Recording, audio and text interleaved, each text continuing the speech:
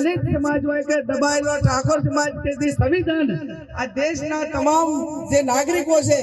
એના રક્ષણ માટે સંવિધાન બચાવવું ખૂબ જરૂરી છે। ભગવાન બુદ્ધે પણ કહ્યું છે કે જ્યારે ન્યાયની લડાઈ લડવી હોય ત્યારે આપણા આગેવાનોએ આપણા નેતાઓએ જે રાહ ચીંધ્યો છે એ રાહ ચીંધાયેલાનું જે રક્ષણ કરવાની જવાબદારી આપ સૌની છે।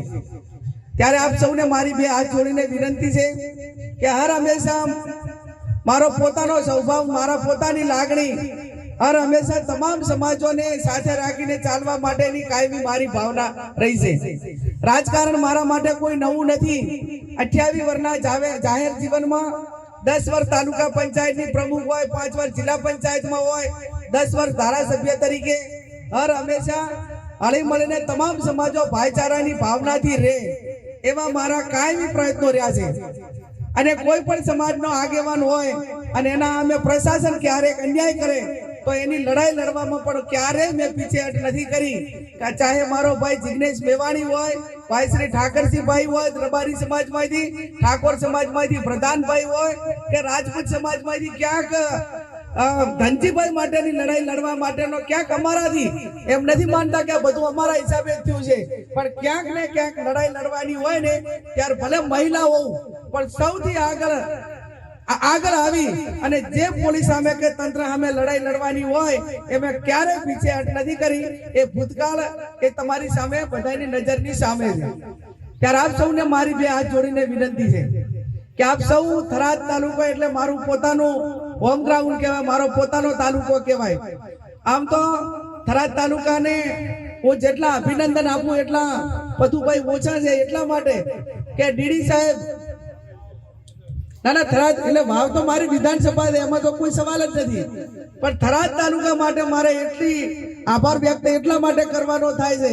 કે જ્યારે થરાદ તાલુકાની જાહેર સભા મેં ચૂંટણીમાં આવી હું અને જ્યારે ડીડી સાહેબનું પરિણામ થોડા માટે આપણે રહી ગયા હતા એ ટાઈમે પણ આ જ ભૂમિ ઉપર મેં આવીને કીધું હતું કે ભલે આપણે થોડા ઘણા વોટોથી રહી ગયા હોય પણ થરાદ તાલુકો એ પણ મારો તાલુકો છે। તમારા સુખ દુઃખમાં જ્યારે બોલાવો ત્યારે વાવને થરાદને અલગ નથી કરતા।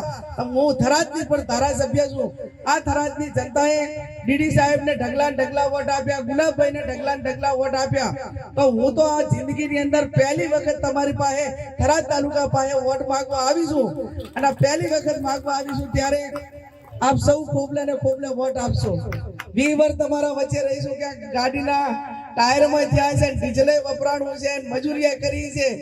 આ થરાદ તાલુકાનું કોઈ ગામ એવું ના હોય કે હું 4, 5 કે 10 વખત ના ગઈ હું જેના સુખ દુઃખના ભાગીદારમાં ચાયડા જ છે, તો ચાયડાની અંદર ઓછામાં ઓછા 20 વખત કોઈ પણ સમાજનો સારો મોટો પ્રસંગ હશે તો મારી પોતાની કાયમી હાજરી રહી છે। ત્યારે તમે અમારા છો, અમે તમારા છો। અમે તમારી પાસે હક કરી કા, તમે અમારી પાસે હક કરી ગો, અને જે હક તેના પાસે થતો હોય એની પાસે થાય। ત્યારે હું તમારી પાસે હક અધિકાર તો ઠીક છે પણ બેન તરીકે, દીકરી તરીકે એક આશીર્વાદ માંગવા માટે આવીશું। ડીડી સાહેબે કીધું કે અંતરાત્માના અવાજથી વોટ કરજો, તો ડીડી સાહેબને પણ આજે ચાયડા ગામના પોતે અહીંના ગૌરવ વધાર્યું છે ગામનું દરેક ક્ષેત્રની અંદર, અને પોતે આ ગામના વતનીના નાતે, આ ગામના પુત્રની નાતે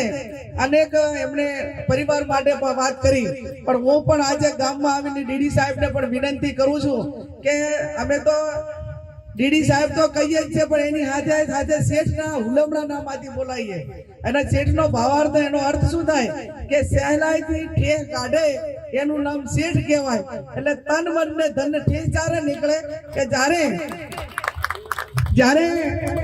કોઈ પણ પરિસ્થિતિનું નિર્માણ થાય અને માણસ કોઈ એના આર્થિક રીતે કે ગમે મદદ માંગવા થાય અને અહીંયાથી પાછા ના આવે એનું નામ શેઠ કહેવાય। સહેલાઈથી ઠેહ કાઢે એનું નામ શેઠ। અને હું પોતે પણ એમની પાસે અપેક્ષા રાખું છું કે ક્ષત્રિયના નાતે, રાજપૂતના નાતે રાજ ધર્મ નિભાવવા માટે પણ હું ડીડી સાહેબને બે હાથ જોડીને વિનંતી કરું છું કે ક્યાંક ને ક્યાંક તમારી બેન તરીકે, દીકરી તરીકે તમારો સમાજ હોય કે તમે હોય કે તમારી સાથે ચાલવા વાળા તમામ સમાજમાં ક્યાંક સુખ દુઃખની ભાગીદાર બન્યું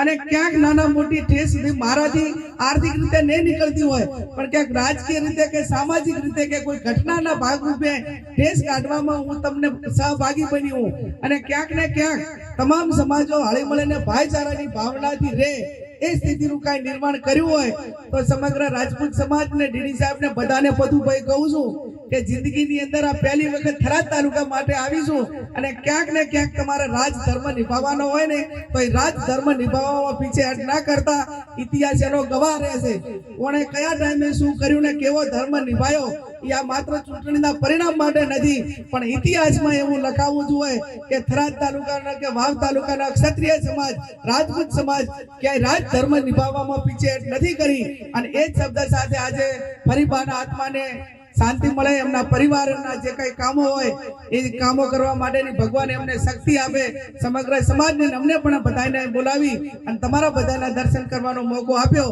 એ બદલ આપ સૌનો ખૂબ ખૂબ હૃદયપૂર્વક આભાર વ્યક્ત કરું છું